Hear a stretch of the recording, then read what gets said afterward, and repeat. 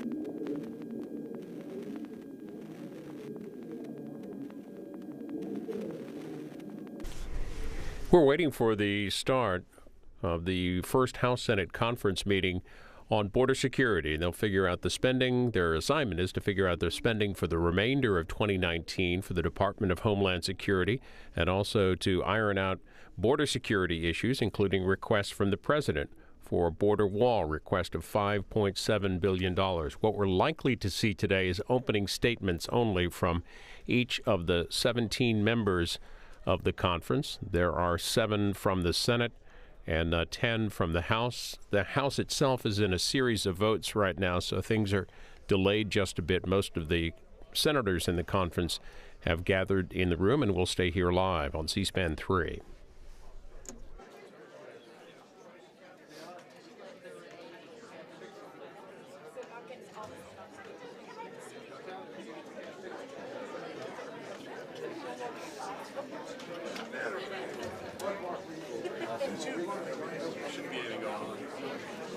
Yeah, that is interesting.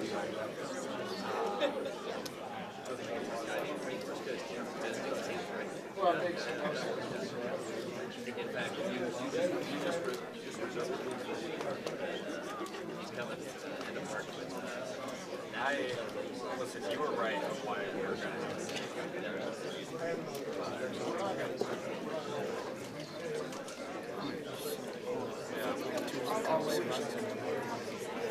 Yeah, the problem, one of the problems is by the time we would probably know that would be after.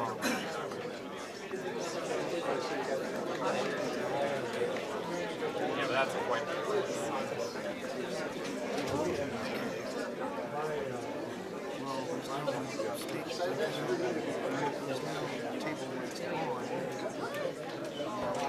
Yeah, which unfortunately, Chief After behind you does fall back on me.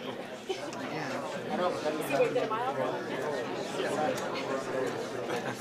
that's true. Not geographical. Yeah.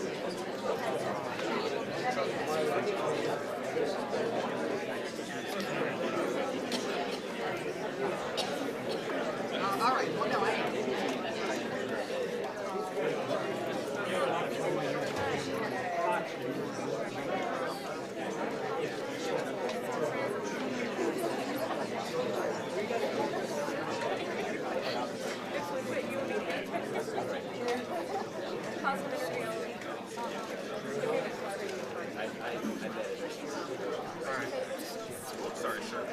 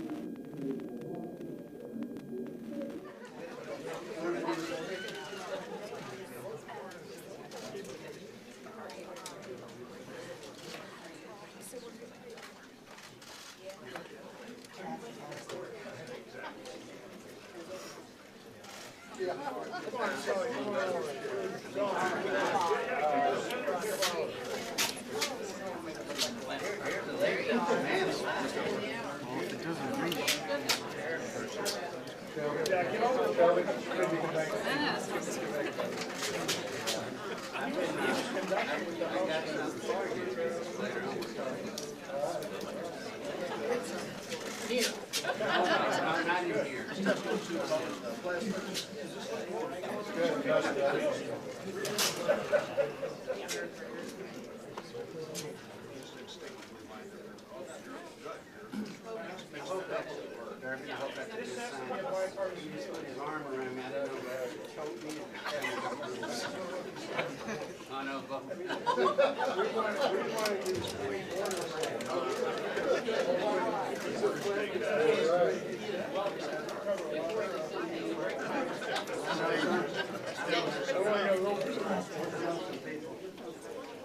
to be in Washington today.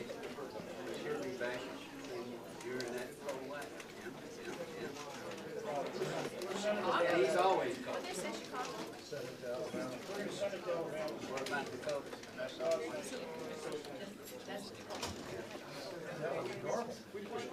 Yeah. One last reminder about the cameras behind you, not to follow these things in front of them. Okay? Last reminder. Gavel goes down, they go down, we're out the perimeters, okay? Thank you.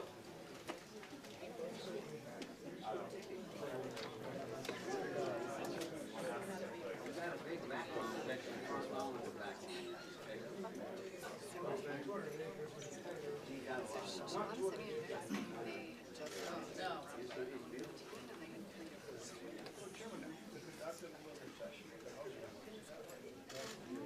We're supposed to.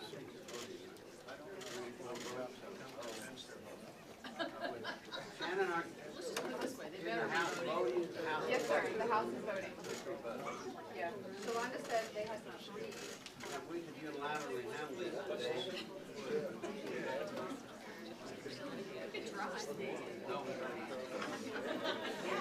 Stand right back.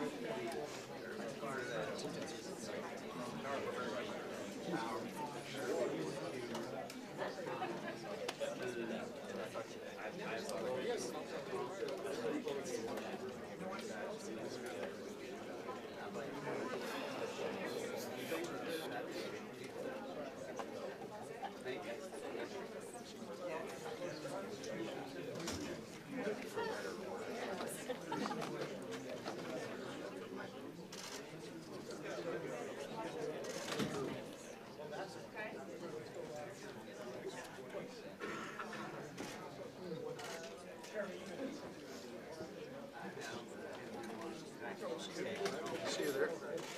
Did not see you. He's been in trouble. It's a bit of damage going on.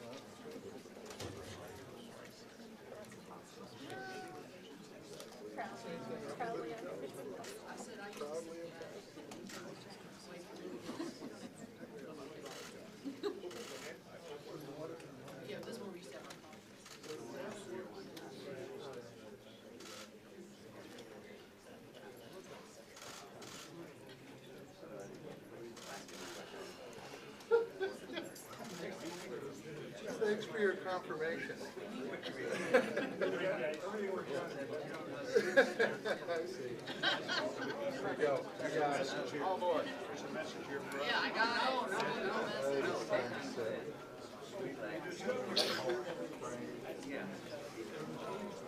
So the polar vortex in Santa Montana, they just call it January. Exactly right. You know, it's funny when we call from Chicago, I think 36.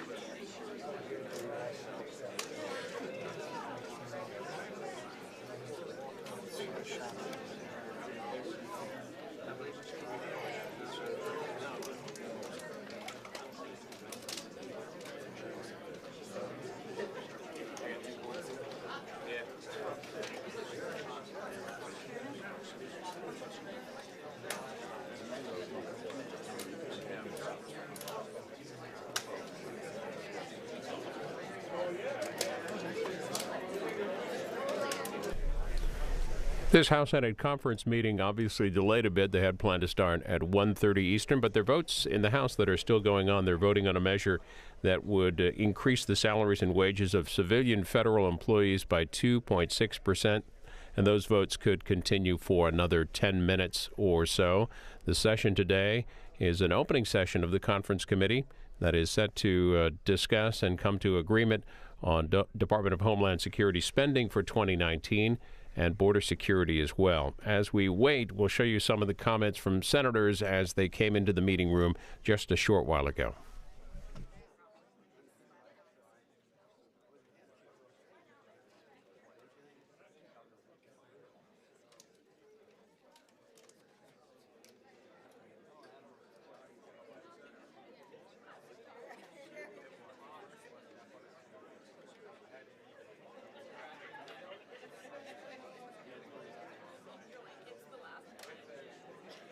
Question? One? Sure. Okay. As you're aware, the president said if there's no border fence funding in this, that you are wasting your time. Is that? Well, we'll see how this comes together, but at the end of the day, we need a bill that the president will sign, or it won't have been a very productive use of time. And we need to be working to see if we can't come to a compromise here that Democrats and Republicans can be for and the president can sign. It's important to keep the government open, but it's also important to meet our responsibilities to secure the border. I think there's a number of signs from Democrats, particularly Democrats in the House, that they're willing to put a pretty big number on the table. We need to figure out how to define that number so that it's a number the president can work with. Thank you all. Thank you. Can you go in? Only a moment. Okay. President, as you probably know this morning, said unless there's border fencing funding in this, that you all are wasting your time. What's your response to that? Well, I can tell you that this conference committee meets in good faith on a bipartisan basis to solve a problem. It would be helpful if the president was on board in trying to reach a successful conclusion to this debate. We've had enough suffering with his shutdown, which endangered the economic security of 800,000 federal employees. The president threatens to give us another shutdown if we don't cave to him. That is no way to sit down at a table and have a rational discussion with a conclusion that's good for border security. And do you think that this conference committee can pull something together that not only gets bipartisan support in both chambers, but something that could potentially override a veto? Well, I can tell you that the statement by Senator McConnell that he does not want to see another Trump shutdown is a good starting point here. We have an incentive for us to work together, try to solve this problem on a bipartisan basis. I'm hopeful we can. Thank you.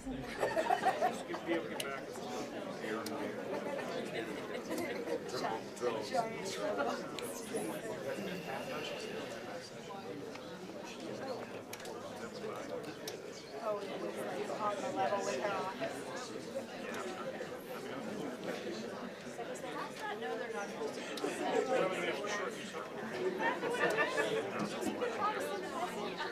Are they still? those House members?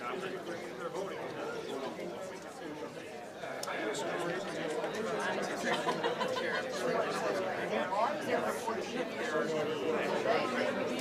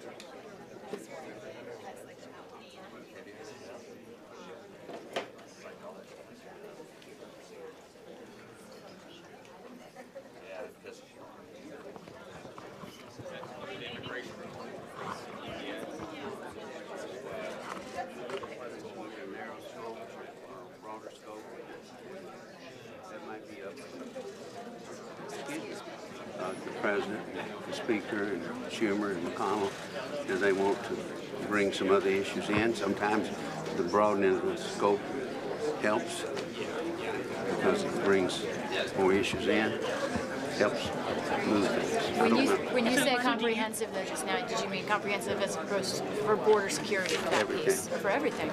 Well, that's what he asked. You think that's where you should start? You shouldn't just go for a narrow appropriations No, I think we deal? start with ordinary appropriations. And I'd rather stay there, but we'll see what happens. Sometimes they're intervening forces. Do the President's tweets help, like the one this morning? I hadn't seen it. Mr. Chairman, who in this room is the one bringing forth the point? Who in this room is the one bringing forth the point of view of the President? Well, I'm sure that I will be alluding to that among others.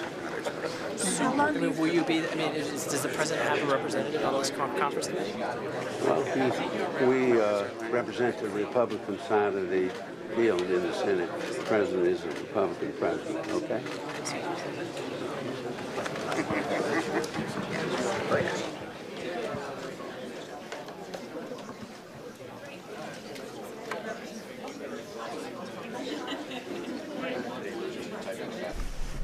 That is Senator Shelby of Alabama, the chair of the Senate Appropriations Committee and one of the 7 senators on this conference committee. The House Senate Conference Committee set to get underway today to take up Homeland Security spending for 2019 and border security, asking some questions there if other issues could be brought up. And on that issue, the Chad Pergram of Fox, who covers Congress for Fox, wrote this morning previewing today's conference meetings, saying that it is generally thought that the House and Senate will only address the Homeland Security spending measure in this conference.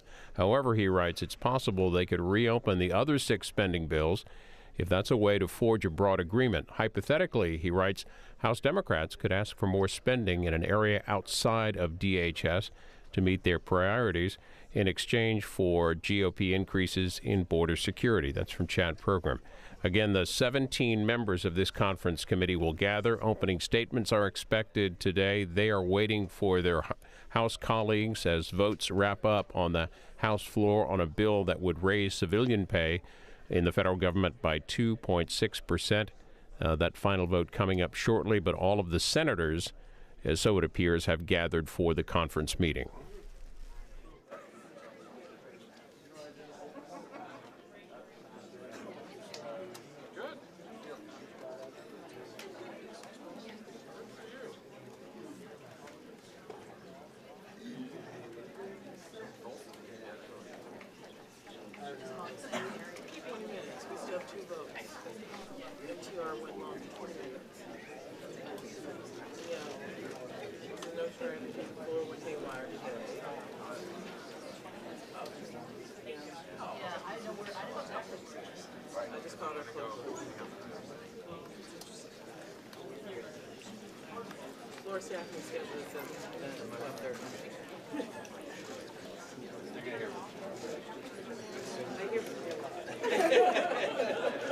Including you were doing, if we say shut down, we're done chasing paper.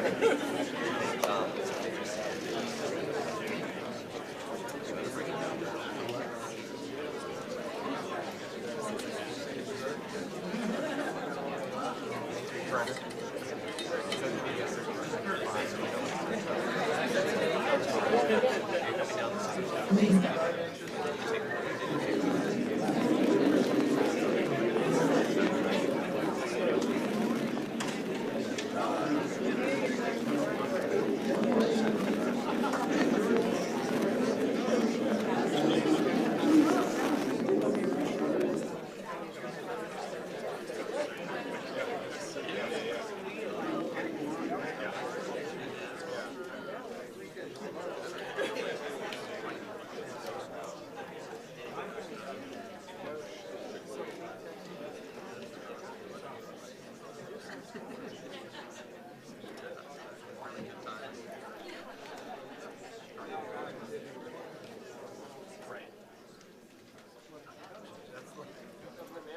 You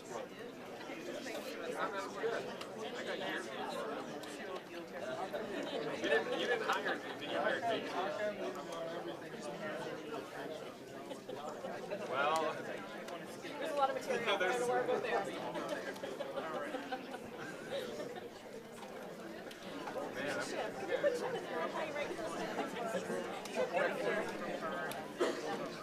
I said, why am I retiring?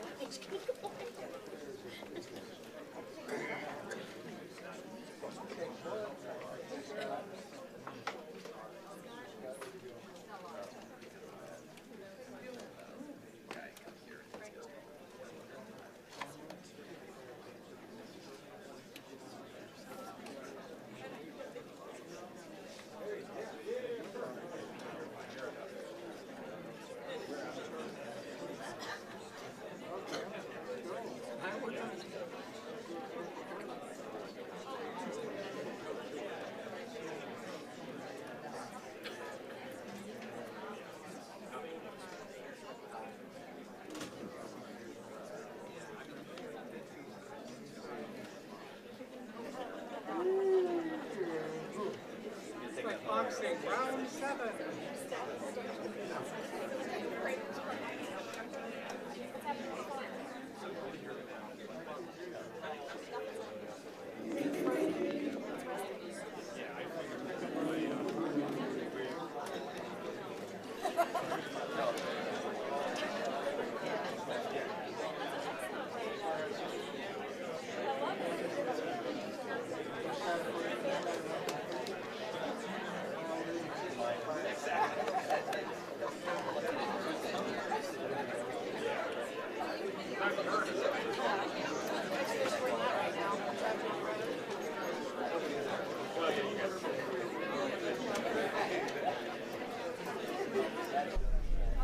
This first meeting of the Conference Committee on Homeland Security now running a little over half hour late due to some extended votes on the House floor. They're wrapping those up now. Final passage underway on a bill that would raise pay for federal civilian employees.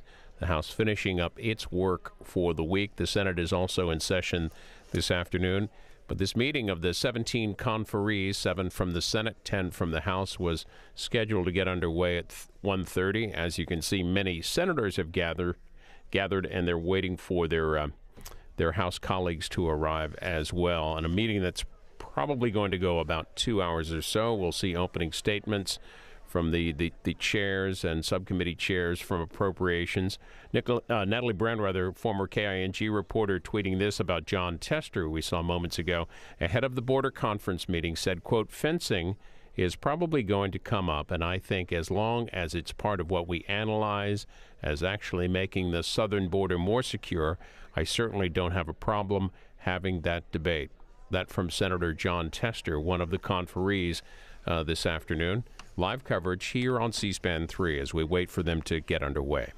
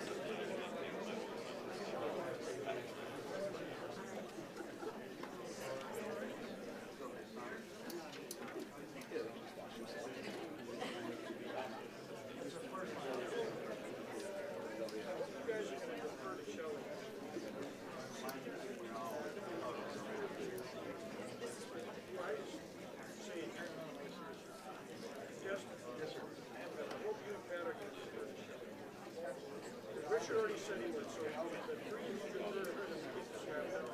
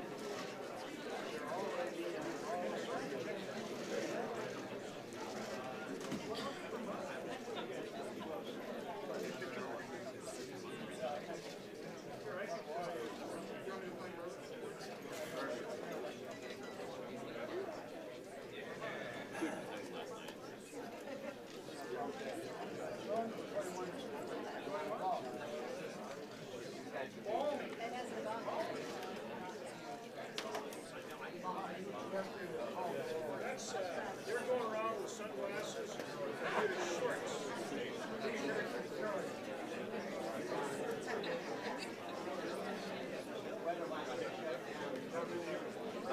Pretty good.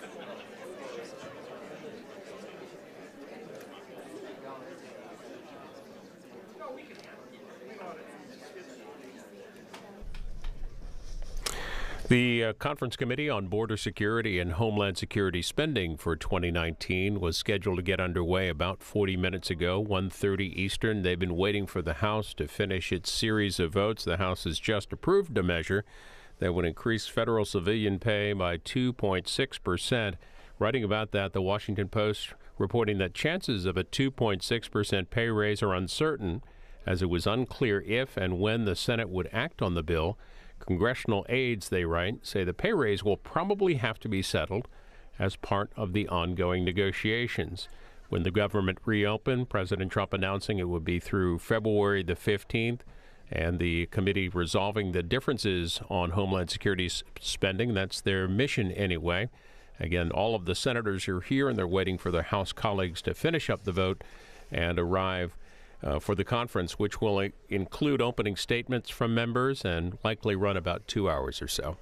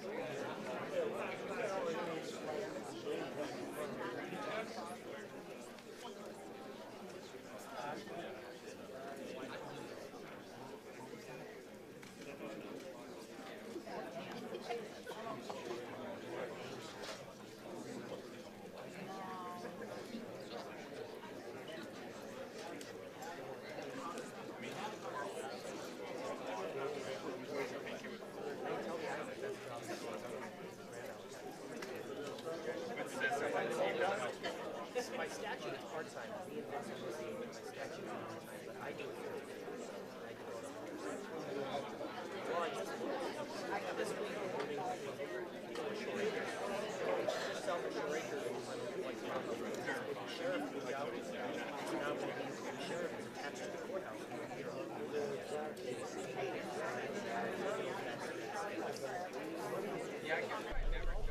Well, so far that is the first House member we've seen as part of the conference committee. That was Chuck Fleischman of Tennessee.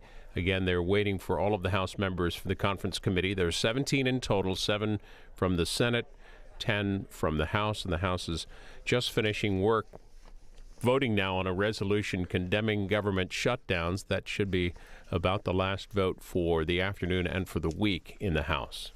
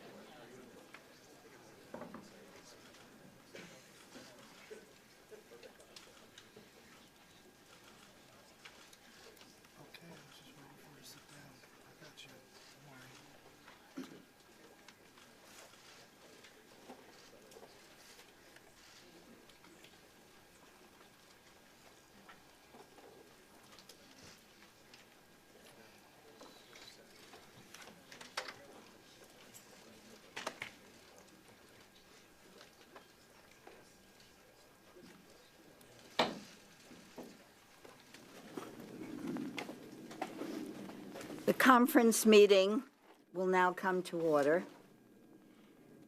Good afternoon. It is my privilege to welcome all of you to the first meeting of our Conference Committee on Homeland Security Appropriations. I will first recognize the chairs and ranking members of the full committee to make introductory remarks. Then we'll hear from the chairs and rankings of the Homeland Security subcommittees, followed by statements from any other conferees. Given the tight time frame to complete our work, let's begin. The 35-day government shutdown that ended last Friday inflicted serious harm on families, businesses, communities, and the national economy. We can all agree that we must do everything we can to prevent another unnecessary and destructive government shutdown. In the next 16 days, our task is clear: finalizing appropriations legislation that responsibly funds much of the federal government, everything from our national parks to border security, except Homeland Security. We are very close to agreement on the other 6 appropriation bills. While we have some differences on disaster relief and recovery, I believe we can come to a speedy agreement there as well. Clearly, the bulk of our work will focus on Homeland Security.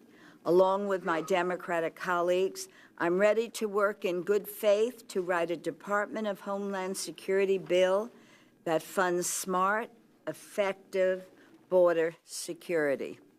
In doing so, we will expand on the $1.6 billion for border security-related programs that House Democrats have already passed in the last few weeks in other appropriation bills. That includes improvements to ports of entry to improve security and facilitate both legal entries and trade, more immigration judges to reduce the backlog in processing immigration cases, assistance to Central American countries to help alleviate the situation in those countries.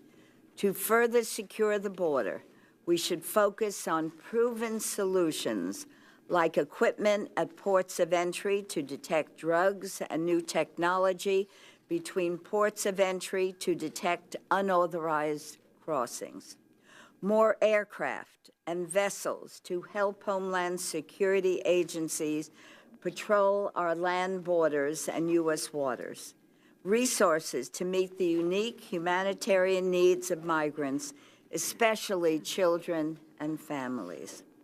Smart border security is not overly reliant on physical barriers, which the Trump administration had failed to demonstrate are cost-effective compared to better technology and more personnel. It is also important to recognize that in addition to border security, the Homeland Security bill includes other key pieces of our nation's security platform, including the Coast Guard, Transportation Security Administration, and FEMA. Every dollar spent on ineffective proposal means one less dollar invested in measures that actually keep us safe. I know that the American people are counting on us to come to a reasonable and responsible solution. We are appropriators, and consistent with the proud tradition of our committees, I'm confident that we will be able to reach a compromise. I hope that all stakeholders, including the President, will work in good faith to support us as we carry out our responsibilities. Together, we can secure our border and uphold our values. And I would now like to recognize my very good friend, Chairman Shelby, for his statement. Thank you, Madam Chair. For 35 days, Democratic leaders in the House and the Senate pledged that negotiations on border security would occur once the government was reopened. With a 3-week continuing resolution in place, today we begin in earnest a negotiation to resolve our differences on this critical issue. Thus far, all sides seem to agree that border security is important. I think that's a good start, but we cannot end there. These negotiations, I think, must not end with platitudes or promises. They must yield results that actually secure the border. I think what is necessary to accomplish this goal, what is? Our Border Patrol professionals, those on the front lines, tell us that a comprehensive approach is necessary. An approach that includes technology, infrastructure, personnel, and physical barriers. Smart technology is a part of a comprehensive solution, but it's not the only solution in and of itself. Cameras, sensors, drones, and other smart technology highlight the gaps and vulnerabilities along our long border. In short, they provide a greater awareness of where our insecurities lie. But smart technology alone does not actually stop anyone from crossing into the U.S. illegally. And if that is happening, our borders are not secure. Our Border Patrol tells us that they need physical barriers to help them do their job. Not from coast to coast, but strategically placed where traffic is highest. Combined with technology, manpower, and other infrastructure, these strategic barriers comprise a comprehensive solution that is capable of fully securing the border. It is a common sense, I believe, all of the above solution to a problem that both parties have said for years we have to fix. Stepping back just for a moment, it's unfortunate that this issue has become so politicized. That has not always been the case, even up until pretty recently. Just last May, the Senate Appropriations Committee passed a Homeland Security spending bill that included money for physical barriers by a vote of 26-5. There was no partisan surrounding arguments during that vote. The committee simply decided on a bipartisan basis to increase funding for a project that Congress had funded the previous year. Since that time, the President has increased his funding request based on the advice of our border security professionals on the ground. I hope we heed the guidance of these professionals as our negotiations proceed. As appropriators, all of us here, we know how to work together on a bipartisan basis to solve problems. That's what we've done for the majority, 3/4 of the funding bills this year for the first time in years. That is what the American people, I think, expect of us now. So I hope these negotiations yield results. And I hope that by reaching a compromise here, we will set a tone of bipartisanship again for the appropriations cycle ahead of us. Chairman Lowy, Vice Chairman Leahy, Ranking Member Granger, and all members of this committee, I look forward to working with you. But I must stress that as long as we remain polarized, we will never resolve our differences on this critical issue that we owe to the American people. Thank you, Madam Chair. And next, I'm pleased to yield to the Ranking Member Granger. Thank you, Mrs. Lowy. Ladies and gentlemen, we have a very important and really a unique charge in front of us today. We have the opportunity, because approximately 2.5 weeks, to come up with an agreement to secure our border, pass it through both the House and the Senate, and get it to the President's desk for signature. While both the House and the Senate produced Homeland Security appropriations bills last year, they didn't receive a vote in either chamber, and that's what's led us to the situation we find ourselves in today. Democrats said they would not negotiate a border security until the government was reopened. The government is now open, and the negotiations start now. I'm optimistic that we'll be able to reach agreement in support of the things experts on the border have said they need in order to secure our homeland and address the crisis we face. In particular, I'm hopeful that this conference will reach agreement in support of some important provisions, such as increased funding for technology and canines and personnel to help stop the flow of illegal drugs, weapons, and other contraband. The hiring of additional border agents, law enforcement, and staff to help the Border Patrol carry out their mission. Resources to implement smart technology and barriers where Border Patrol experts have said they would be most impactful. Money to support our immigration court system, including hiring new immigration judge teams to reduce the immigration court backlog, and funding for humanitarian assistance, medical support, and temporary housing for the most vulnerable, like women and children who are victims of human trafficking. Now that the government's reopened, I've resubmitted my request to visit the border as soon as possible so we can hear directly from those on the ground. I've been to the border more times than I can count. I've talked to these families who are risking their lives and the lives of their children to come here to the United States. I've heard the stories of Americans whose family members' lives were cut short due to drugs and bad actors who seek to exploit our immigration system. I think we all owe it to all of these families to do something about this crisis, and we also owe it to the American people to get this right and get it done on time. Each of us was elected by our constituents to find solutions to the challenges we face, and I'm hopeful we can work together to do just that.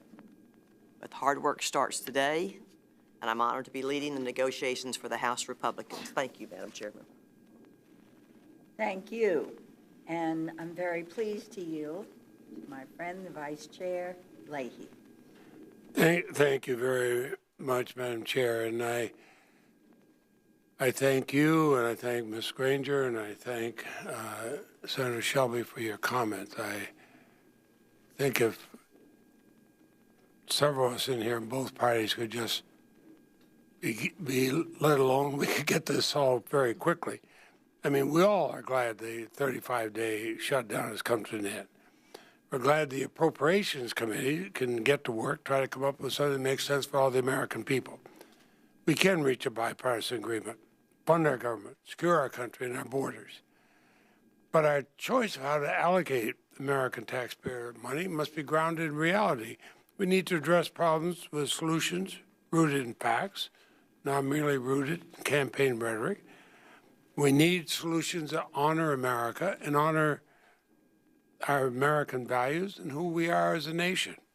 We all support border security. Everybody, in fact, everybody, certainly on our side, has voted, as you all have, for border security. We'll continue to support border security, but we're for smart border security. In fiscal year 2018, we Democrats supported $22.5 billion related to border security and immigration enforcement. Investments in our ports of entry, inspection equipment to detect illicit contraband coming through our ports of entry. And I've seen how well that's worked on the border. Aircraft to monitor our sprawling border from above, quickly respond to emergencies, video surveillance systems, radar systems to detect movement in remote locations, assistance to Central America to address the root problems causing people to flee their countries and come to America. And immigration judges, a great shortage there to process asylum cases. Now, these are smart use of the taxpayer dollars. These are effective solutions I think all Republicans and all Democrats should be able to agree on. And I think if we look to areas of agreement, we can get to a package that works for both our committees and the American people. The House and Senate Appropriations Committee, I've been proud to serve almost all the time I've been in the Senate and Appropriations Committee. I've seen the House and Senate Appropriations Committees come together to solve tough problems through hard work, compromise, and bipartisanship. And this should be no different. And rarely has the work of our Appropriations Committee been watched as closely as today.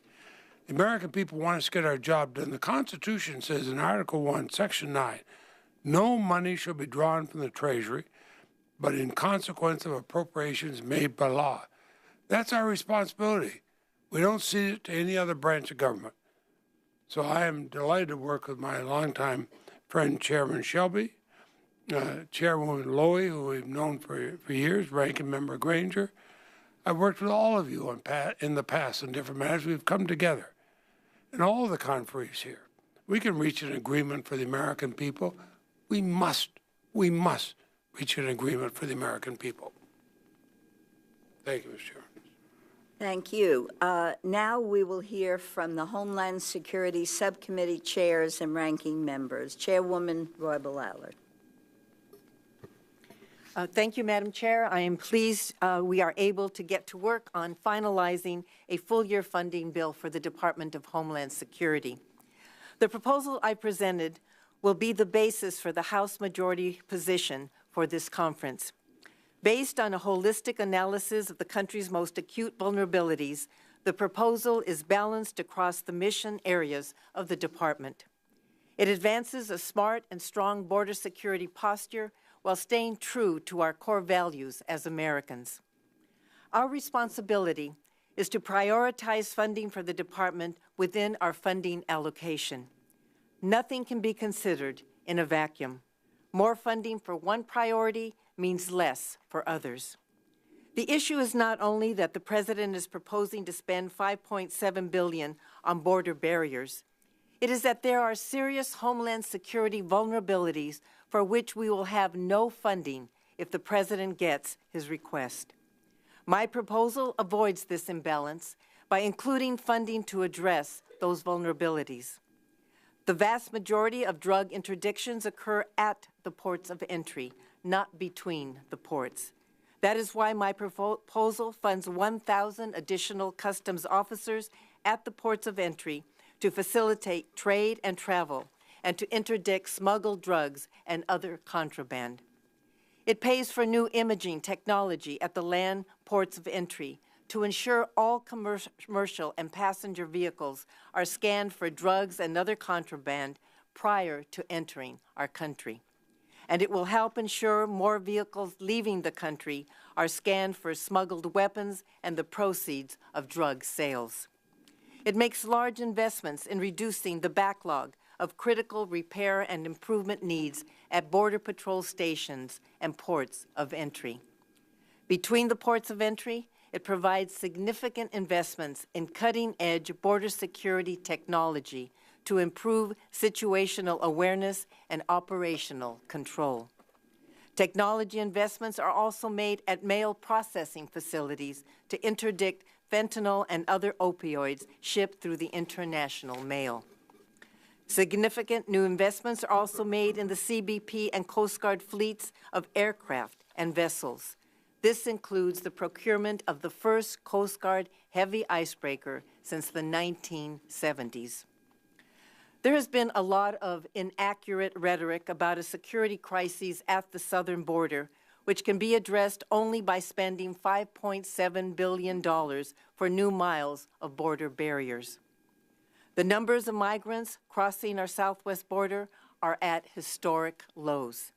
The only crisis at the border has been a humanitarian one due to DHS's inability to care for the immigrants' families and unaccompanied children properly. My proposal includes much-needed humanitarian aid and improved facilities for migrants taken into CBP custody to help prevent unnecessary death and health problems. My proposal provides a larger investment in alternatives to detention and family case management and a bigger focus on detention facility inspections and health care services. Also, smart investments are made in the department's overarching mission, including the TSA, Secret Service, FEMA, critical cyber and physical infrastructure, and support for state and local governments to prepare and respond to disasters of every kind. Between fiscal years 2007 and 2018, Congress appropriated more than $8.7 billion for border security fencing, infrastructure, and technology, with some of the highest funding years occurring during Democratic control of the House. With this proposal, Democrats are once again supporting strong border security as an essential component of Homeland Security. Border security, however, is more than physical barriers, and Homeland Security is more than border security. My proposal strikes a balance between a strong Homeland Security posture without compromising America's core values. Thank you. Chair Capito. Thank you, Madam Chair. It's wonderful to be here with you and some of my friends from the House side, serving with many of you. Very pleased to be joining you. I'm happy to be here also with my chairman, Chairman Shelby, who's done an outstanding job on the committee, along with Vice Chairman Leahy. I would like to give a shout out to Ranking Member Granger. We've been longtime friends and colleagues for many years. It's great to have my partner here in the Senate, Senator Tester. We decided earlier today, the two of us could work this out rather quickly, but working with our House, with our new counterparts, Ms. Royal-Allard, and also the new ranking member, Mr. Fleischman. We're here to see if we can place the final very important piece to the puzzle of the FY19 appropriations process. I'm optimistic, and many of us have expressed optimism, that if we work hard and work together with mutual respect for one another, and with a sense of duty to achieve the job we've been sent here to do, we can deliver an outcome that illustrates the important role the legislative branch plays in providing for our country's priorities and avoids for the American people the unacceptable outcomes another lapse in appropriations would create. One of the proposals recently considered by the Senate is a solution that was built upon a strong foundation.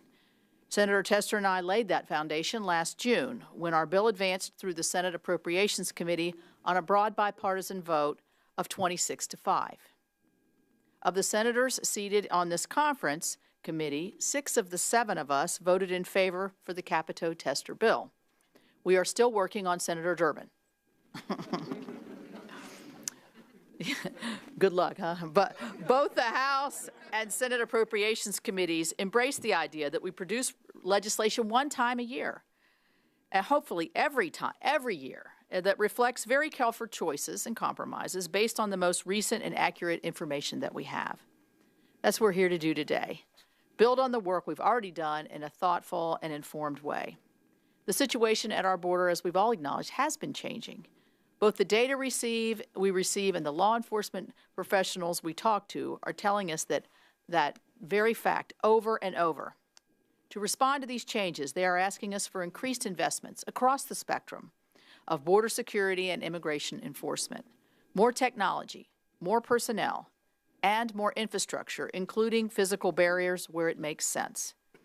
Past investments that we have made have worked. They have caused illegal activity to shift to different parts of the border. We have a chance to choose a strong all-of-the-above strategy to keep pace with these changes.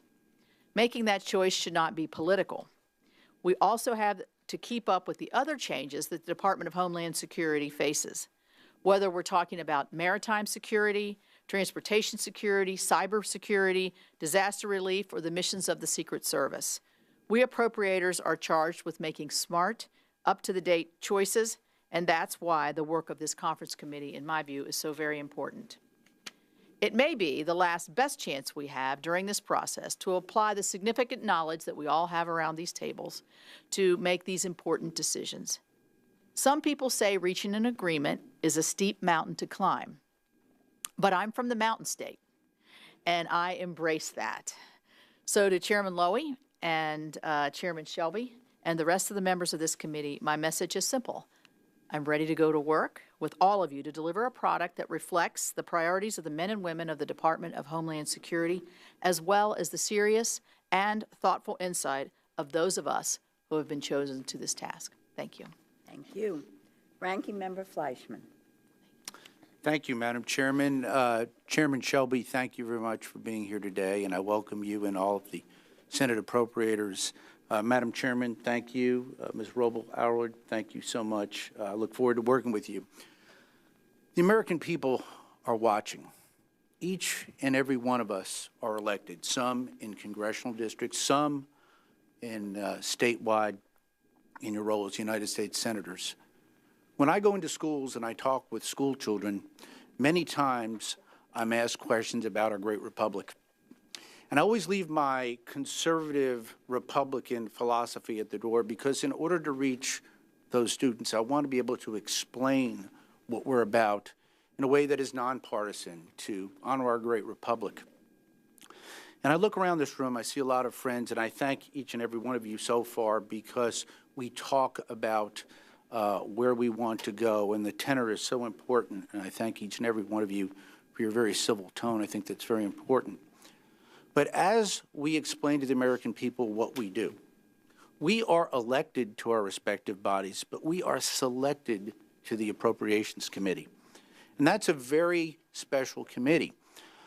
Sometimes in the D.C. dialect, we forget that the American people may not understand our political speak. So that for everyone watching, the Appropriations Committee, as I have referred to time and time again, I believe is a problem solvers committee. Each and every one of us, in a very laudatory way, has an ideology. We believe in a framework, a way that government should work or should be structured. But the Appropriations Committee, so that the American people would know, or if I were in one of those schoolrooms, the children would know, is so critically important. Constitutionally, we are the committee basically that decides where we allocate our federal resources. Now, as we move from those committees, we actually have to get a vote in each respective body. And in our great republic, with divided government, with separated branches of power, the executive branch, the presidency, also has a role and a vote. Sometimes that's a very frustrating process. I can say right now we're in a bit of an impediment. But I really do believe in this great process, and I believe in my friends from both sides of the aisle and from both bodies today that we can reach an agreement so that the American people know there is tremendous common ground and agreement in a lot of these bills, not only in a bipartisan way among Republicans and Democrats, but in a bicameral way between our senators and our House members. I want to say this. I believe that we need a physical barrier. I want to be candid with my friends. I do think we need a wall, a physical barrier where the barrier works. But that's only one part of it. We need all of the above. We need technology. We need more border control agents. But the American people need to know, whether Republican or Democratic, House or Senate, we want and need a secure border. And that is very important. That is our duty, whether it's in the White House, in the House, or the Senate. So as we go through these negotiations, again, I'm so pleased by the tenor of the start of these negotiations. I realize that each and every one of us have opinions. The passions may be strong. But there's a lot of cynics out there. I've done a lot of media in the last few days, and a lot of naysayers. And sadly, there will always be. Historically, there have always been cynics, naysayers, and folks that say we can't get it done. But just think about how we can restore the American people's faith, not only in our two respective bodies, but in our great republic, if we can come together and work together and come up with a solution. That won't be the solution that I would draw. That probably is not the solution that each and every one of you all would draw. But it is the solution I think we can get there, that the American people can support, and that our great president can sign on and support and move past this. One last point. We are dealing with fiscal 2019, so that the American people know if it's tough now, in a few weeks, once we get past this, we are going to be going into a new fiscal year, a new budget year, 2020. With the draconian effects of the Budget Control Act. My good friend Senator Blunt, I heard him give an interview. We talked about going big. I think he's right. We need to go big. Debt ceiling, budget control. We've got to address these issues so that we can move forward in the future. The American people deserve it. The American people are watching. But for my small part, I will say this. I will negotiate. I will keep an open mind. I think most importantly, I will listen and I will pray. Thank you. Thank you very much. Ranking Member Tester. Thank you, Madam Chairwoman. I want to thank all the conferees and the leadership for convening this important meeting today. As has been already pointed out, last week, after 35 days, we reopened the government. We ended it in a necessary and costly shutdown and got hundreds of thousands of folks across the country back to work. Last week, in my home state of Montana, after 35 days, 7,000 federal workers finally started getting paid. But the short-term bill that we passed started a clock on fulfilling a promise that we made to all the American people, that we will put a true end to the uncertainty that upended too many lives. If we don't get back to work and if we don't achieve a lasting solution, we'll end right back here where we started. Fortunately, this conference committee has the ability to devise solutions that will keep the government open and secure our borders and ports of entry. We need to find a balanced solution for border security. Last summer, Senator Capito and I wrote a bipartisan DHS bill that set aside more than $21 billion for border security and immigration enforcement. Was it perfect? Well, we'll tell you it was, but it probably wasn't. It showed that lawmakers can come together, however, and can compromise. That bill funded additional personnel for Customs and Border Protection and Coast Guard, the very people charged with securing our borders. It funded real border security technology and assets like helicopters and fixed-wing aircraft, counter-narcotic scanners at the ports of entry, and funding to fight opioid and methamphetamine epidemic that continues to ravage our state and our country. A balanced approach to border security should be a roadmap, and many of the measures that we funded in the Senate bill can serve as a starting point as we work together to craft a deal that we all can agree on. We have to address the situation at our border, particularly the growing humanitarian crisis of families and children fleeing violence in Central America. We have to find cost-effective solutions to border security that actually work and that include using everything in the toolbox, including technology, aircraft, watercraft, and manpower. We have to beef up the security at our ports of entry, where the vast majority of drugs enter this country. We need a true cost-benefit analysis that takes into account the outsized expensive physical barriers versus technology and the enormously costly burden of eminent domain. We need to ensure that any investments that we don't make come at the expense of other Department of Homeland Security priorities like TSA or Coast Guard, grant funding for securing border communities, and the men and women in law enforcement who keep us safe. And we all need to do that without treating the American taxpayer like an ATM. I think it is clear by now that bipartisanship in Washington is rare, but it is not dead. We need to act like the co-equal branch of government that we are, and we've got a group here today that has a real shot at coming together to write a bill and send to the President's desk that secures our borders and addresses the humanitarian crisis and funds our government. The deal we reach here today probably won't be perfect. It probably isn't going to please everyone, but we were sent to Washington to work together and to improve our laws and keep this country safe, not to stand on the sidelines while Americans suffer. We certainly have a lot of work to do, so my suggestion is let's roll up our sleeves and get to it. Thank you, Madam Chair. Thank you. I will now open discussion for any conferee wishing to make brief remarks. Chairman. Chairman.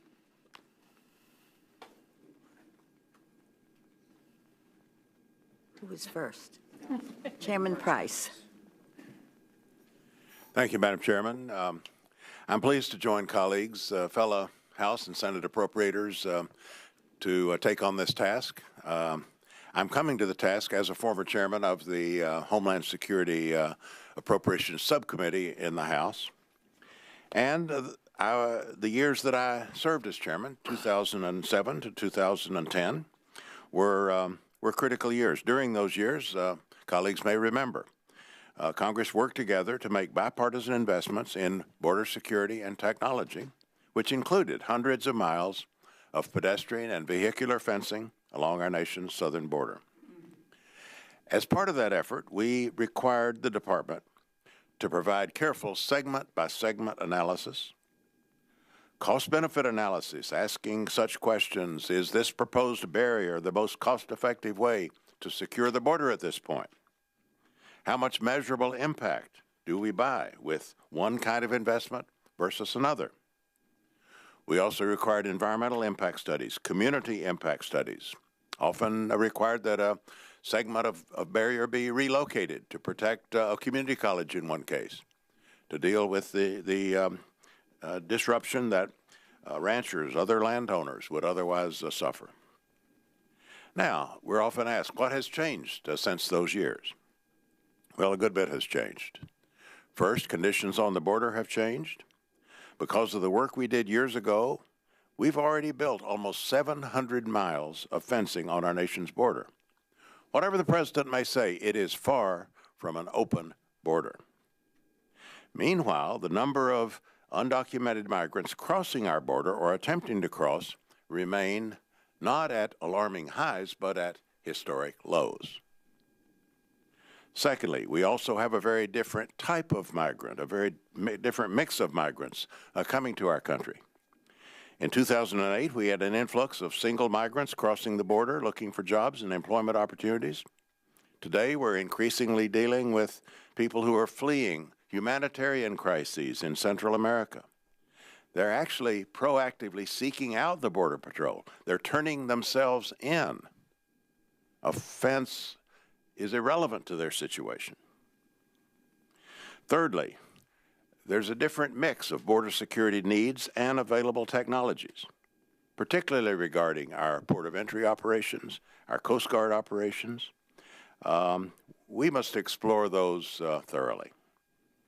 Understanding that border security, as our subcommittee chairman has said, border security isn't just about barriers, and Homeland Security isn't just about border securities. We have a whole range of priorities that we must address. We've got to make some difficult trade-offs. We're obligated to operate under budget caps, after all. We can't have it all. We must make the difficult choices. And we've got to do this, I would hope, without resorting to emergency funding, without resorting to budgetary gimmicks. We need to maintain budget discipline. And whatever we invest in one item will take away from another. And we need to confront that honestly. So I look forward to working with colleagues to come up with an agreement that funds smart, effective solutions for border security, for Homeland Security, and that, of course, the bottom line is to keep our government open for business, our most fundamental responsibility. Thank you, Madam Chairman. I think I'll read the names in the order of which I saw the hands so we can hear from as many of you as possible would like to speak. Senator Blunt, Congressman Graves, Senator Durbin, Congresswoman Lee, Senator Hoeven, Congressman Cuellar, Congressman Palazzo, Congressman Aguilar. Thank you, Chairman. What I heard here of all the early presentations, just a great example of how much information members of the Appropriations Committee have. I think that's one of the reasons it's so important we figure out how to come to a conclusion here that's successful. That means a conclusion that ultimately the President will sign and becomes law. But what we did last year, in a good way, was we funded 75% of the government before the beginning of the fiscal year, like we're supposed to do.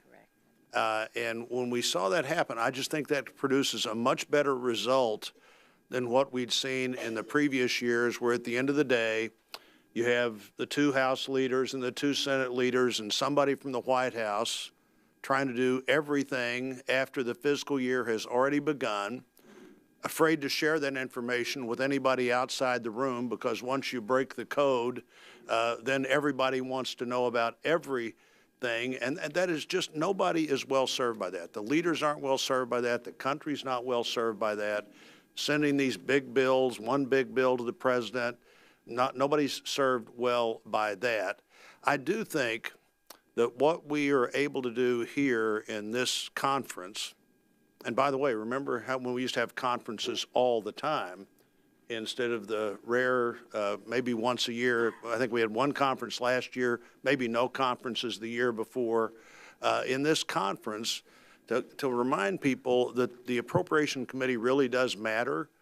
The years of information put together really matter as we try to reach a conclusion. Congressman Price mentioned the budget caps, current Budget Control Act. If we could do anything in this conference to get the top spending numbers for the year we're about to enter into. If we don't do that, we need to immediately turn around and go through this process again. Everybody knows the Budget Control Act caps, which would require an 11% cut in this year's defense spending number and a 9% cut in this year's non-defense discretionary number, will not be what happens at the end of the year. So when Mr. Fleischman mentioned, I talked about using this conference, let's at least consider the things we can do in this conference besides just get the rest of the government funded that helps us get our job done next year. There is a reason that the normal process works. It worked for 75% of the government funding this time. Our goal between now and September 30th should be to get it to work for 100% of the government funding. And I think this conference, more important than would sometimes be the case, not only because it's an incredibly important topic, but also we're setting a stage as to how the new Congress, controlled by House controlled by Democrats, a Republican controlled by Senate, Republicans controlling the Senate, a Republican president, how that new conference can or cannot function. This is our first real opportunity to show that we can do our job. And as almost everybody said, doing our job means, by definition, nobody gets everything they want. We've got to be sure that we are looking at that as the end result. We've got to figure out how to make this work. I think we can. And again, just listening to what everybody had to say and listening to the incredible knowledge that everybody brings to the table further exemplifies why this process needs to work the right way. That's what a conference committee is all about. I am pleased to be part of it. I think it's really important we produce a result. And if there are a couple of other problems right over the near horizon that we can deal with while we're dealing with funding the rest of the government, I'd encourage us to think about that too. And I think with the leadership at these two head tables, we can do that if we decide that's what we want to do. And I look forward to seeing what we could produce. Thank you. Congressman Graves. Thank you, Madam Chair, and it's a delight to be with each of you. I think this is the right group to work through this tough issue, and it's a very difficult, it's a very dynamic issue set. This is not a binary decision for anyone, and if any group can tackle this, I know it's this group. I have heard today tremendous agreement. I feel like there is a good foundation to work off of. I have not heard anyone object to additional security on our border, southern border, nor any border. I have not heard anyone object to additional resources to secure our nation and our homeland, and those are great foundations of which to work off of. I suspect we might have some discussions about terminology and words we use, but whether it's deterrence, whether it's obstructions, whether it's walls, whether it's barriers, I think we all are here for a very narrow purpose and scope, and that is to provide the necessary resources to secure our homeland and to protect our citizens from illegal activity that may come through a porous border. So I'm very excited to be working with this group, Madam Chair, and but this is a good opportunity for us also, I believe, as two bodies to restore the trust with the American people. I think they're very frustrated with us, and rightfully so. This process has been broken. We have been through a very difficult phase. So I think there are 17 of us here that have an opportunity to restore that trust, and it probably begins with transparency. I think this should be a very transparent, very open process. The symbolism, quite frankly, of meeting in the basement of the U.S. Capitol is not good symbolism here, but at least it's open to the public, and that's a great step forward. That's a good faith effort. And so, Madam Chair, it's my hope that we will continue public meetings, that we won't just dismiss ourselves here today and let staff work out differences and not reappear again until the last hours of a frightful end of a week. In fact, I mean, we're adjourning as a House, and Madam Chair, I just pose a question to you if you might have a schedule for us and when we might meet again as a conference committee, because I think that's important, and also additionally, would that be public meetings as well? And I'd be happy to yield to the gentlelady from New York if you have something there you could share with us. I think it's important. Thank you for your recommendations, and when I do have something to share, you could be sure I'll get back to you. Well, thank you. I've heard senators say they're here to roll up their sleeves, and I am here as well. I have no plans to leave tomorrow or Friday or Saturday. So, Madam Chair, if you were to call a meeting, I am ready to go to work. I think it's important that we demonstrate to the American people we're serious about this, that we're not going to wait until late next week to reconvene, or that private meetings and discussions are taking place. And then lastly, let me thank the chair for mentioning, I guess it was the chair of the committee, that you have a proposal. And might I ask when we might see that proposal, or when that would be made public to the American people? Again, in the spirit of transparency, it would be nice to know what the position is so we can all begin working on that as soon as possible. Be happy to yield to the lady. Yeah,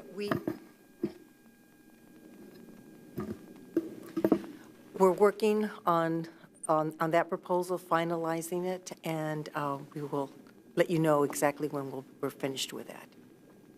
Well, thank you. I think it's important because there's rumors around here, always rumors, that there's a draft of a proposal somewhere, and I believe it has been distributed as well. So maybe at some point you could confirm whether or not that draft proposal is something that is being considered or is your proposal. Well, I've outlined what is in that proposal, and then we're finishing the details of it right now. Okay. Well, thank you. And I know there's a lot to do, and but am grateful to be a part of this. Look forward to working with each and every one of you. And in the spirit of transparency, Madam Chair, I hope we have many meetings in open, in the public, and have great discussions together. Yield back. Senator Durbin. Thank you very much, Madam Chair. It's a pleasure to be back with the Appropriations Committees of both the House and the Senate that I've been honored to serve on. I hope we'll make history here in two ways. I hope this will be the last conference committee ever called after a government shutdown. If we can add some provisions in our effort here to put an end to government shutdowns once and for all, count me in. I'm willing to sit down on a bipartisan basis and see if we can achieve that. Secondly, I hope we make history as appropriators. As I've said, it's been my honor to serve on the House and Senate Appropriations Committee. We are given requests by presidents of both political parties, and they want every darn penny of it and don't want any questions asked. But we're empowered and responsible under the Constitution to ask questions. And some of those questions lead to conclusions that perhaps, just perhaps, the president in his request is wrong, or at least needs to explain more to us. You remember what happened last year when the Trump administration asked us for barriers and fences for this fiscal year? They asked for a 20% increase in spending over the previous year, from $1.3 billion to $1.6 billion. 20% is a pretty healthy increase in this day and age in federal government.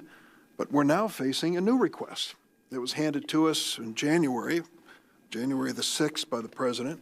And he's increased that request when it comes to fences and barriers, or what he might call a wall, all the way up to $5.7 billion, from $1.6 billion to $5.7 billion. It went from a 20% increase to a 300% increase. Is it time to ask a few questions about whether that money would be well spent, whether we need it for the challenges we face at the border, or whether there are other ways to keep us safe? I think that is our job. Secondly, the president has asked for 750 more border officers. Well, in his mind, responding to the crisis as he sees it, 750 more border officers may sound like not an unusual request. But look back in history and see what this committee's done. The president asked for 7,500 new border officers 2 years ago. He hired a company called Accenture to go find those new border officers. Do you know what the Inspector General of DHS has reported to us? They're paying Accenture a bounty of $44,000 for every new border officer. Starting pay for border officers, $52,000. So here is this incentive of $44,000 to Accenture to find the 7,500 new border officers. How are they doing? They found 33 so far. So when the president asked for 750 more, do we have a responsibility as appropriators to say, but what about the 7,500 we've already approved? You haven't filled those slots. I think those are things we ought to look at. When I had Mr. McAleenan, I mispronounced his name, Mr. McAleenan, who is a career professional at DHS, I asked him, blank check time, Mr. McAleenan, as head of Customs and Border Protection, where would you put the next dollar to keep our border safer? He said, in technology and personnel. I said, be specific. He said, well, when it comes to technology, there's something called a Z portal. A Z portal is one of these non-invasive scanning X-ray devices that can look into vehicles and other things coming into the United States and see if the person driving is lying about what's inside. We can do it without opening the door of the truck. So how many of these Z portal devices do we have? Enough to cover 98% of all rail cars coming into the United States, but only 18% of all cars and trucks. Why is that important? Because we're in the worst drug epidemic in our history. And drugs are flowing across our border in cars and trucks. I think all of us would agree, wouldn't we, Democrats and Republicans, if we can intervene when it comes to narcotics coming into the United States, stop them from coming in at the border, it's in the best interest of everybody in this nation. There is technology that makes sense. Count me in, and I'll bet you we get a strong bipartisan vote for it. And let me close by just saying this narcotics trail is a loop. It comes into the United States, but then what leaves the United States are drug money and weapons down to the cartels and gangs in Mexico and Central America. We're not checking for those. as they leave the United States, we could do a much better job in closing this loop once and for all and making this a safer country. Let me conclude by saying the President may be disappointed if we don't give him everything he's asked for, but if this Appropriations Committee did that, it would be a first in history. We're supposed to use our considered bipartisan judgment to make the right decision for the taxpayers and for the safety of this country.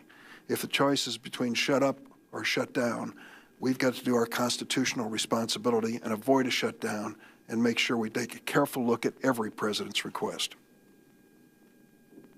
Thank you. Congresswoman Lee. Thank you very much. Thank you, Chairwoman Lowy, Chairwoman Roybal Allard, all of our conferees for your tremendous leadership. Also, let me just say how happy I am and pleased to be a part of this conference committee, and I want to thank Speaker Pelosi and, of course, yourself, Chairwoman Lowy, for this opportunity to weigh in on this very, very important issue. Let me first say that the recent shutdown cost families, including in my own district and your districts, needless pain and trauma.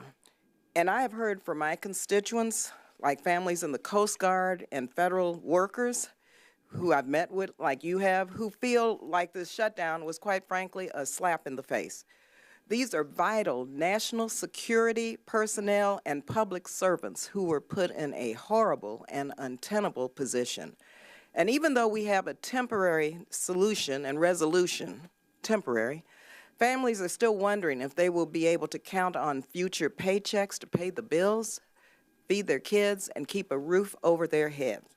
So I hope, and I do believe that there is a strong sense of urgency in this room today from members from both parties to finalize these remaining appropriations bills, most notably the Department of Homeland Security Appropriations Act. As some of you may know, I was born and raised in the wonderful border city of El Paso, Texas. And I understand very clearly the need to ensure that our borders are safe and secure. But I also know that we must maintain our values as Americans as we address border security, and building walls are antithetical to these values. We support effective 21st century and evidence-based border security, as you've heard, such as, of course, resources to meet the unique humanitarian needs of migrants, especially children and families, and equipment at ports of entry to detect drugs and new technology between ports of entry. Let me be clear. Contrary to President Trump's claims on drug smuggling, according to CBP and DEA, 90% of drug interdictions have occurred at the ports of entry, not between the ports.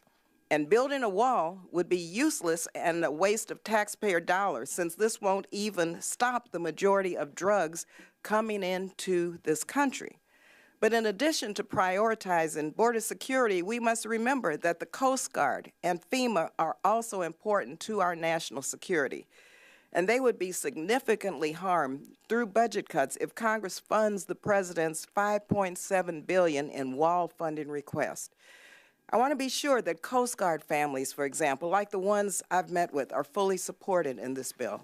And in California, of course, we've also been so deeply affected by the recent wildfires, especially Camp Fire last year. So we must continue to prioritize FEMA funding and personnel support to ensure that all of our communities can recover from the devastation of disasters.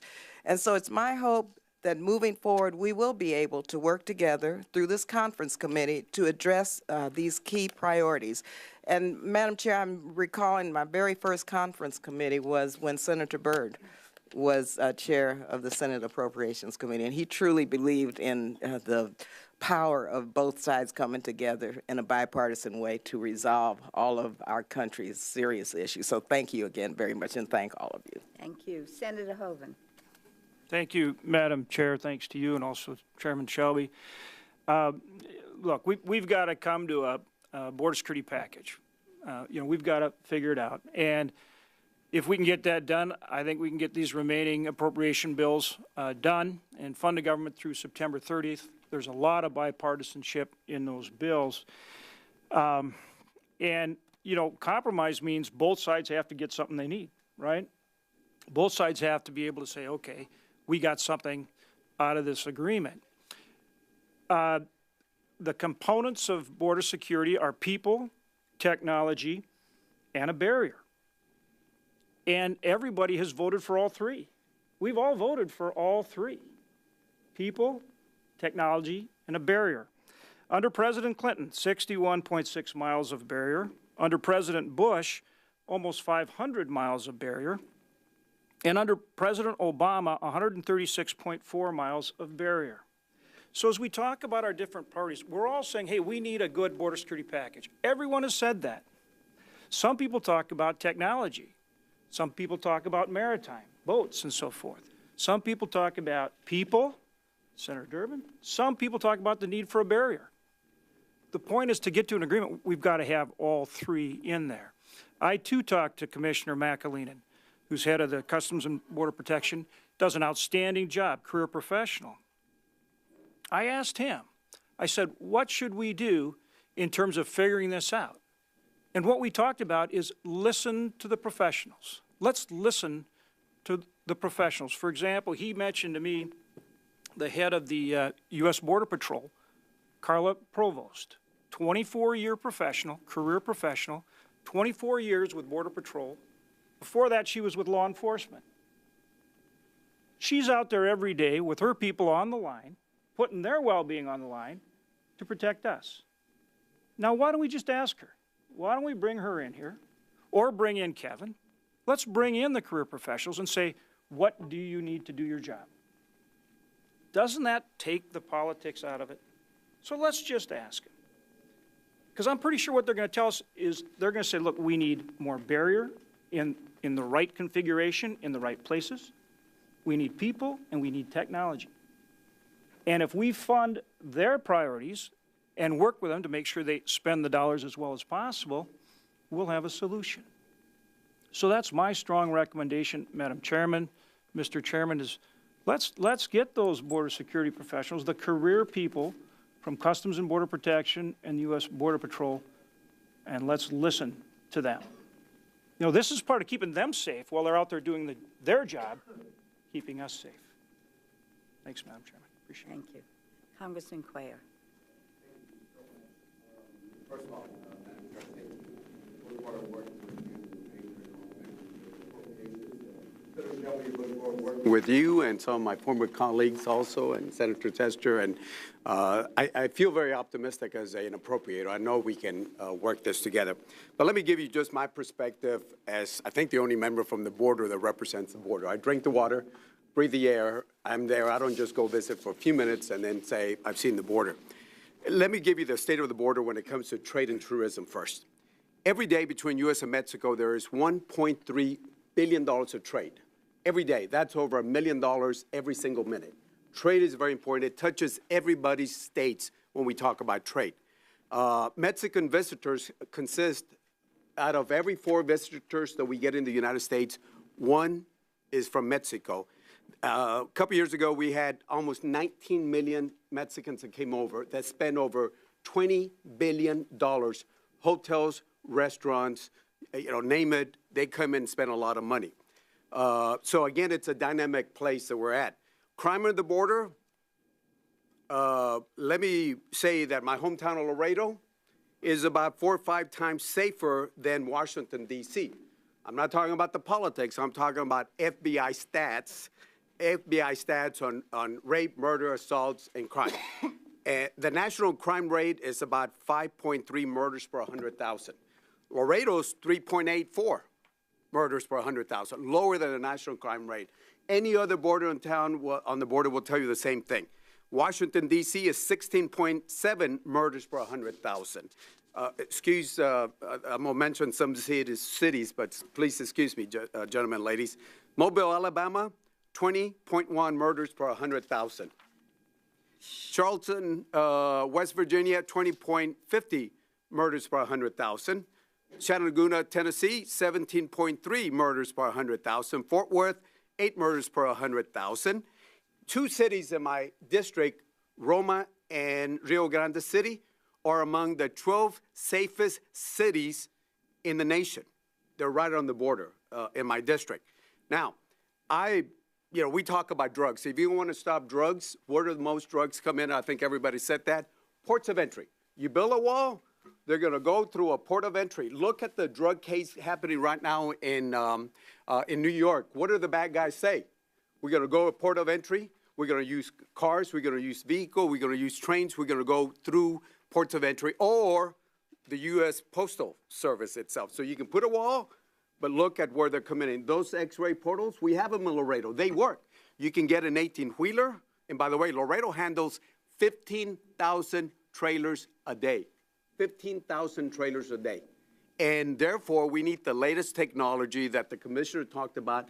It works. I've seen it, but we need to have it in other places. You want to stop people that come in and stay here? In 2000, how many people do we have? Border Patrol stopped 1.6 million individuals. Last year, it was 398,000. So it's about a quarter of the people that would come in. And 67% of the people that are here illegally came in through legal visas, overstays. By the way, most of them were Canadians. Now, I'm not saying to put a wall in the northern part of the nation, but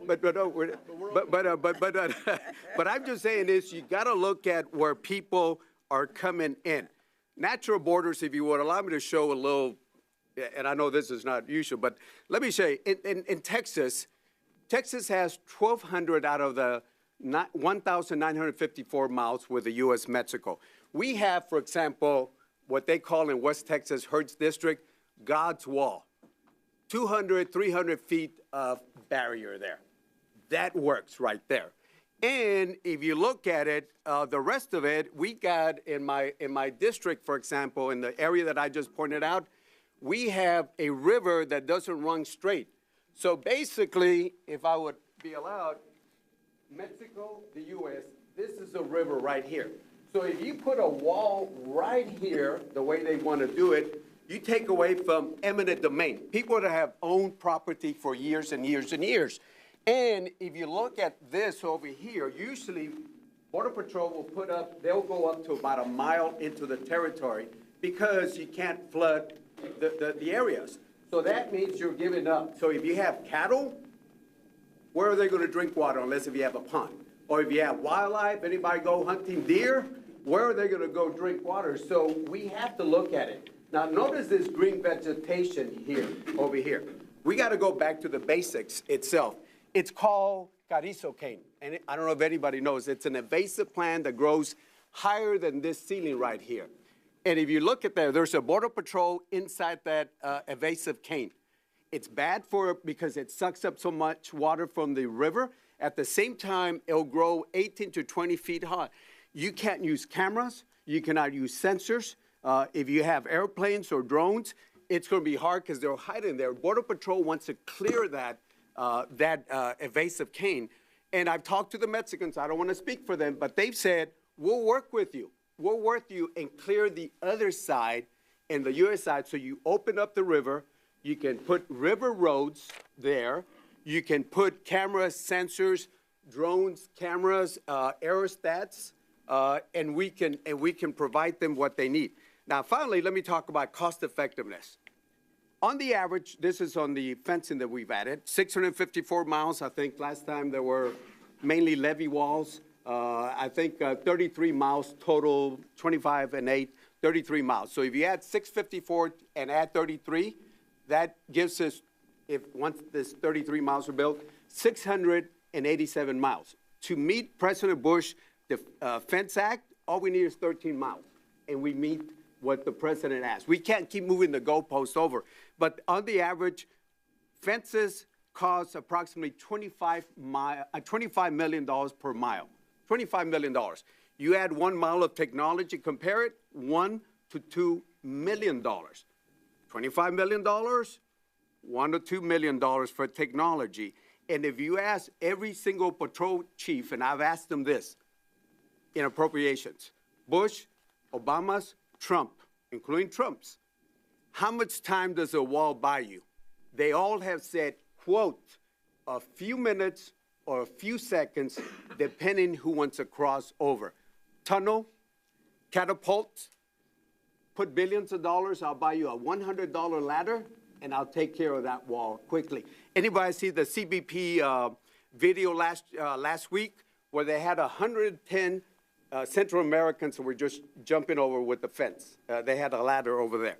Finally, experts, and I love Border Patrol. I want to give them a pay raise reform. I want to give them retention bonuses to keep them. They need it. They really need it. But I always ask the question, they said pre or post 2012? Because if it was before 2012, their official position was building a fence or a wall along the border to stop illegal immigration would be, quote, wasting taxpayers' dollars. Because they can tunnel, they can climb over, or go around a fence. So I always ask, is it pre-2012 or pre-20? There was a new group of people that came in. But we do need to listen to them. I agree. I agree with the chairwoman that our position is strong border, effective border security that matches the criminal organizations. They got the money, they're creative, and we got to be able to match what they want. Technology, drones, cameras, increased personnel, canines, retention bonuses to give Border Patrol, because we're losing more Border Patrol than we're hiring. We're not even at the high. We're at 21,370.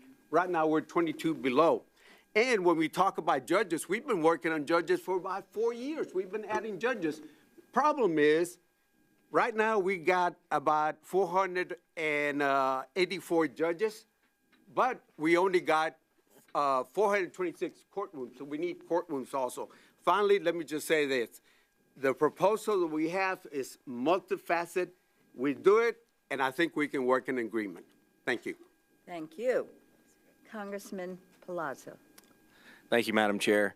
I would like to start by expressing my thanks to all the members of the Appropriations Committee on both the House and the Senate for your hard work.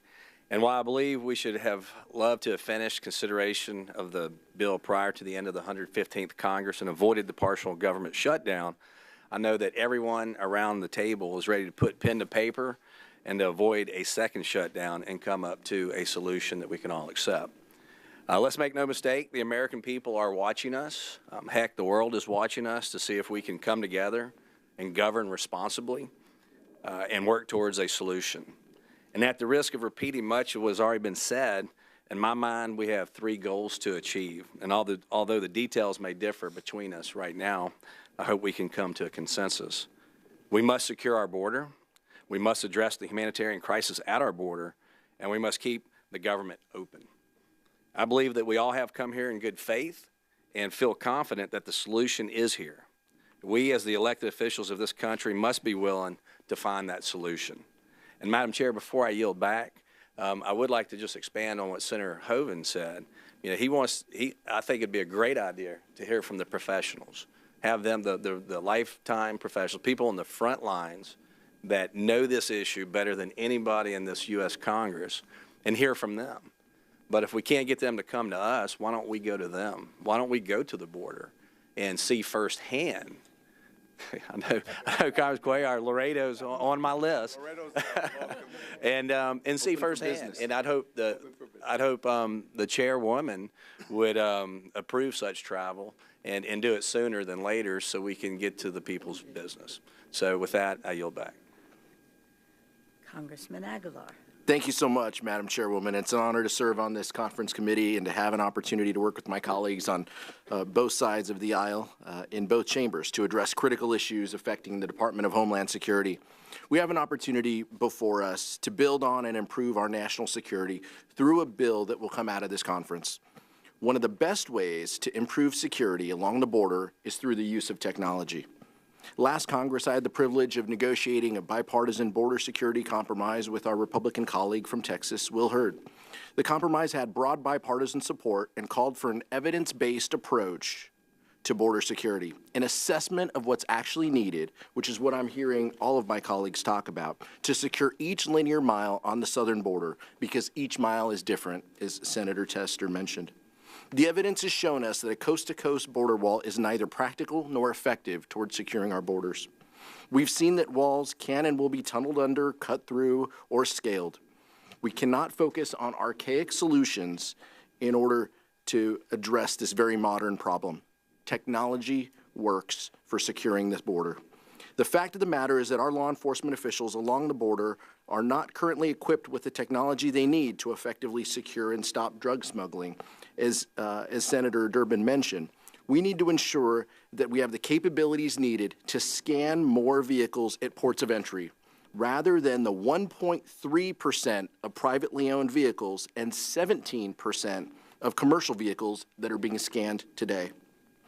We need to ensure that utilizing smart sensors and other technology to detect the differences between humans and animals moving across the border. That is the approach taken by House Democrats' position in what we're putting forward. We have significant investments in technologies that will work, like scanning vehicles at ports of entry, equipment to detect opioids, and other worthwhile investments that are sensible uses of tax dollars. I hope we can remain focused on that modern, common-sense approach as we work together to reach a compromise over these next few weeks. Maybe we won't have enough time to do show and tell, as Mr. Palazzo mentioned, but I look forward to digging in as well. We only have a few short weeks to come to an agreement, so I ask my colleagues here to work seriously to put forward a conference report that makes sense, uses taxpayer dollars effectively and wisely, and prevents further shutdowns. Thank you, Madam Chair.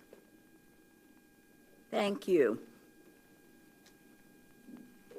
Are there any amendments from House members? Yes, Senator Shelby.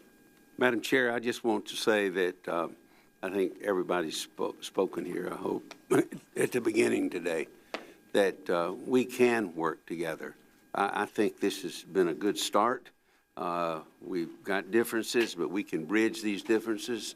I think you got to have to, as Senator Hoven said and others have, that we got to have a comprehensive approach to this. Technology is important, but I think some fences or some other things are important too. We've got to listen to the professionals.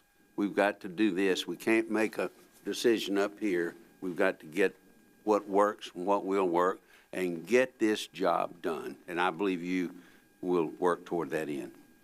Well, Senator Shelby, it's always a pleasure working with you. I thank you very much for your comments. And if there are no amendments, I want to thank everyone for your participation today. I look forward to working with you over the next several weeks. And if there is no further discussion and there are no motions, the conference is in recess, subject to the call of the chair. Thank you.